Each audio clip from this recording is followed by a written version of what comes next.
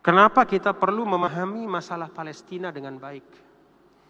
Karena ada di antara kita yang terbawa oleh pemikiran bahwa seakan-akan orang-orang Yahudi dan Israel itu yang sekarang merampas tanah Palestina itu memang benar-benar punya hak di Palestina.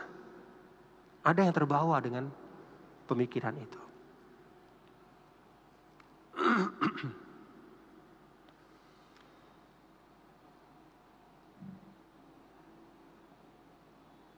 Nah, Bapak-bapak, Saudara, kalau kita lihat negara yang namanya Israel sekarang negara Zionis, itu sebenarnya negara Israel itu sama sekali tidak ada hubungannya dengan ajaran agama Yahudi sendiri, itu nggak ada hubungannya. Kenapa demikian? Karena negara Israel ini adalah satu ide politik. Dulu namanya Theodor Herzl namanya. Dia punya cita-cita untuk mengumpulkan orang Yahudi yang terserak di mana-mana dan kemudian membuat satu negara sendiri untuk mereka. Itu ide dasarnya. Lalu dia cari pertama mau ditaruh di Kongo. Kongo itu di Afrika sana. Begitu di Kongo ternyata orang Kongo tidak mau terima. Lalu pindah rencananya mau ditempatkan di Uganda. Lalu pindah lagi ke Argentina. Selalu bermasalah. Akhirnya ketika di sini bermasalah, di sana bermasalah, di mana-mana bermasalah. Lalu kemudian dia berusaha untuk memanfaatkan sentimen keagamaan dengan menggunakan beberapa ayat di dalam Taurat. Nah, dia manfaatkan. Apa ayat yang dia manfaatkan? Ayat yang dia manfaatkan di Taurat itu kira-kira bunyinya adalah, dan aku akan berikan kepada keturunanmu wahai Ibrahim, nah gitu, tanah yang dijanjikan antara Nil dan Furat, ya kira-kira di Palestina itulah, termasuk juga wilayah sekitarnya. Ini yang dia jual kemudian ke orang-orang Yahudi yang ada, dengan mengatakan bahwa kita perlu negara. Nih ada ayatnya. Lalu kemudian mulailah timbul, ketika dipahami ayat itu, mulailah mereka mengincar Palestina. Ini dari sisi pemikirannya. Jadi awalnya ini ide politik, tidak ada urusannya sama agama. Jadi ini orang ini ingin membuat negara untuk orang Yahudi. Cari-cari mana-mana, nggak berhasil. Akhirnya buka-buka Taurat, ini kira-kira ini cocok nih, kita pakai ayat ini. Yuk kita rebut Palestina, pakai ayat ini. Maka dia bangunlah sentimen. Nah, itulah awal terjadi. Jadi kata Palestina itu bukan dari awal, tapi itu muncul di akhir setelah nggak berhasil di mana-mana. Itu sejarah. Satu. Yang kedua, kalau kita uji dari sisi sejarah orang yang tinggal di Palestina, tanah Palestina, maka sebelum Yahudi itu jauh sebelumnya itu adalah Al-Kan'aniyun, orang-orang Kan'an. Orang Kan'an itu adalah nenek moyang dari orang Arab. Jadi jauh setelah Kan'an tinggal di tanah Palestina, baru kemudian beberapa ratus tahun setelahnya lahir Nabi Ibrahim. Lalu Nabi Ibrahim tinggal di situ. Kemudian anak beliau yaitu Sayyidina Ishak tinggal di situ. Kalau Sayyidina Ismail kan di Mekah tinggalnya, Sayyidina Ishak tinggal di situ. Lalu setelah Sayyidina Ishak, Sayyidina Yakub tinggal di situ. Lalu kemudian Sayyidina Yusuf tinggal di situ. Lalu Sayyidina Yusuf dibuang ke Mesir ketika kecil. Lalu kemudian Sayyidina Yusuf memanggil ayahnya yaitu Yakub dan saudara-saudaranya ke Mesir.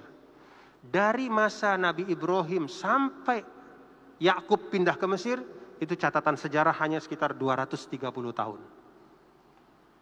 Jadi hanya 230 tahun.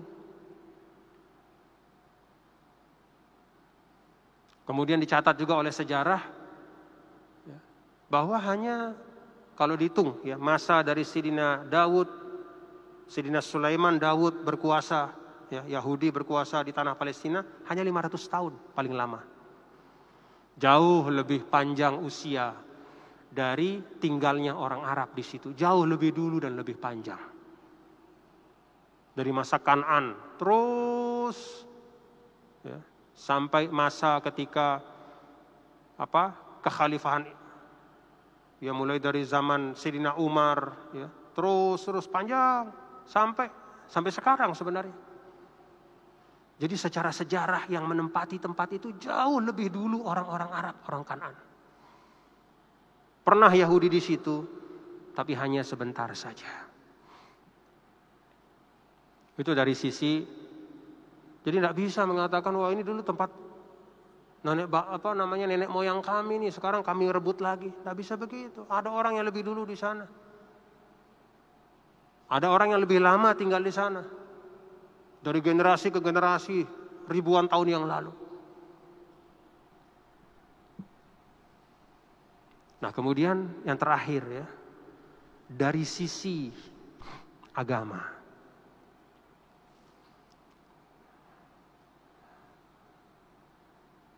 Ada di dalam Taurat ya, ayat yang seperti tadi itu. Ibrahim, saya akan kasih keturunanmu tanah ini. Kira-kira kayak begitu. Tapi kalau kita lihat renungkan bapak-bapak saudara, siapa sih keturunan Ibrahim? Kan keturunan Sayyidina Ibrahim itu mencakup dua-duanya. Di situ ada Ismail yang menurunkan orang Arab.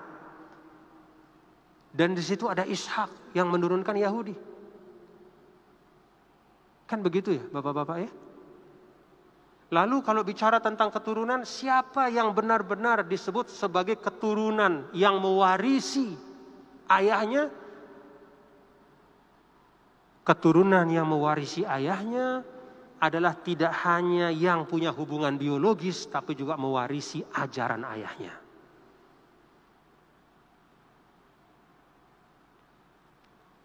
Kita baca dalam Al-Quran, apakah Yahudi itu mewarisi ajaran dari Nabi Ibrahim alaihissalam? Oh, banyak sekali penyimpangannya. Fabima naqdihim mitsaqahum, mereka itu selalu berjanji kepada Allah tapi kemudian ingkar pada janjinya. Wa kufrihim bi ayatillah, mereka kufur kepada ayat-ayat Allah. Wa qatlihimul anbiya, mereka bunuh para nabi dan rasul. Wa akhzihimur riba, mereka membuat suatu transaksi ekonomi yang disebut dengan riba. Itu mereka yang ciptakan. Wa qad nuhu anhu. Jadi kalaupun mereka secara nasab itu ada hubungannya dengan Ibrahim, tapi dengan meninggalkan ajaran Nabi Ibrahim, tauhidnya ditinggalkan, tuntunan-tuntunannya ditinggalkan, yang dilarang dikerjakan. Dan itu banyak sekali dalam Al-Quran. Maka sesungguhnya mereka sudah tidak pantas mengaku sebagai keturunan Ibrahim alaihissalam.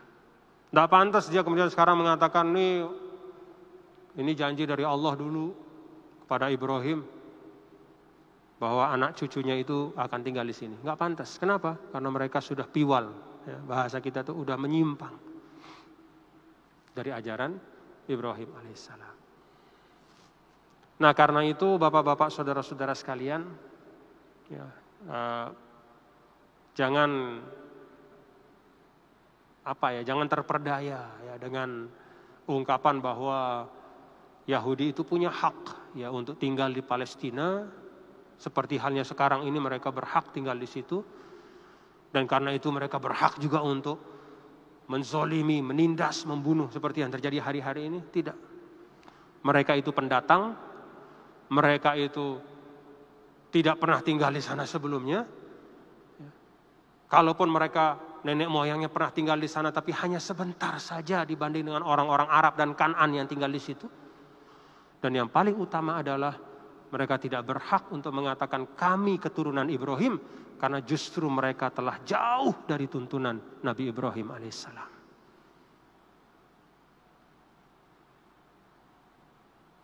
Apalagi kalau kita ikuti bapak-bapak saudara sekalian ya, kajian-kajian kajian-kajian sosiologis, kajian-kajian yang bahkan dilakukan oleh sebagian ahli-ahli dari Yahudi sendiri yang mengatakan bahwa Yahudi yang hidup sekarang ini tidak ada kaitannya dengan Yahudi yang dulu. Tapi Yahudi yang sekarang ini adalah dari kelompok Ashkenazi namanya. Ashkenazi itu orang-orang yang tinggal di bagian utara Rusia, yang masuk ke agama Yahudi beberapa abad yang lalu. Jadi dia masuk menjadi Yahudi beberapa abad. Jadi tidak ada hubungannya sama Yahudi yang dulu. Apalagi kalau ini benar ya, studi atau riset ini, maka semakin tidak ada alasan lagi. Yang ingin saya sampaikan adalah bahwa yang dilakukan oleh Israel pada saat ini di Palestina dengan segala macam kezolimannya itu tidak ada hubungannya sedikit pun dengan tuntunan agama. Itu adalah penjajahan, kejahatan, kezoliman yang luar biasa. Kita bantu saudara-saudara kita minimal dengan doa. Mudah-mudahan Allah Subhanahu wa taala menyelamatkan mereka ya, saudara-saudara kita warga Palestina ya. Bil khusus umat Islamnya dan juga banyak non muslim juga di Palestina itu yang Kristen juga, mereka melawan Israel juga. Ya. Ini sebagai bukti bahwa ya, Palestina itu tidak hanya isu umat Islam tapi itu isu kemanusiaan. Ini penjajah datang mengambil tanah semau-maunya, mengambil rumah, menghancurkan rumah, mengusir, membunuh orang tua, anak kecil. Kita berdoa kepada Allah. Kalau kita bisa bantu, kita bantu. Minimal dengan doa. Semoga Allah Subhanahu wa taala menolong, memberikan kemenangan untuk saudara-saudara kita di Palestina. Dan penjajahan ini bisa segera diakhiri, ya, berakhir. Sehingga saudara-saudara kita bisa hidup dengan wajar seperti halnya kita di Indonesia. Demikian yang saya sampaikan. Terima kasih dan ya, cukup ya, sudah mau jam 2. Nanti kita ketemu insyaallah minggu depan, mudah-mudahan sehat walafiat. Rabbana taqabbal minna innaka antas samiul alim wa tub alaina innaka antat tawwabur rahim. Rabbana atina fid dunya hasanah wa fil akhirati hasanah wa qina adzabannar. Allahumma ij'alna minal ladzina yastami'una al-qaula fayattabi'una ahsanah. Ulaika alladzina hadahumullah wa ulaika hum ulul albab. Wa sallallahu wasallam ala sayyidina maulana Muhammad walhamdulillahirabbil alamin. Assalamualaikum warahmatullahi wabarakatuh. Waalaikumsalam warahmatullahi wabarakatuh. Dengan berakhir doa tadi, maka berakhir pula kajian tafsir kita pada siang hari ini. Agar lebih barokahnya, mari kita tutup dengan sama-sama baca alhamdulillah dan doa.